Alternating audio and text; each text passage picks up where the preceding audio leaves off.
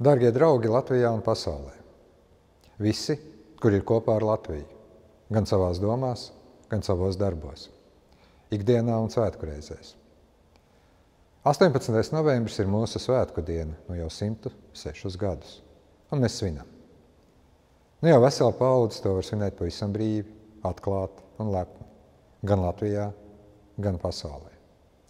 Esmu pārliecināts, ka mūsu senči, kas Latvijai ziedoja savas dzīvības, priecātos par mūsu līgsmību, par sarkanbaltsarkanā karoga lentītēm pie mūsu krūtīm, par svētku galdiem un svētku dziesmām. Lai kur mēs būtu, strādātu, mīlētu, studētu, vai tikai meklētu savu ceļu, 18. novembris mums atgādina par mūsu saknēm, par mūsu valsti un par mūsu mājām, par Latviju.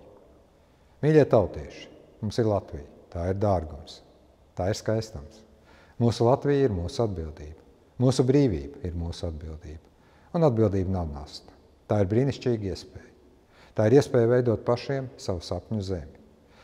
Mēs esam vienīgie, kuriem ir svarīgi uzņemties atbildību par Latviju, jo mēs esam vienīgie, kuriem ir svarīgi piepildīt tieši mūsu sapņus. Paldies katram Latvijas patriotam, kurš šogad ir stiprinājis un aizstāvējis mūsu tēviju. Paldies katram, kurš ir sapņojis un cīnījies par saviem un arī Latvijas sapņiem.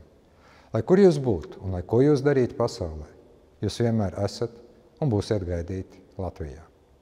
Sirsnīgi sveicu ikvienu Latvijas patriotu mūsu valsts proklamēšanas 106. gada dienā. Dievs svētī Latviju!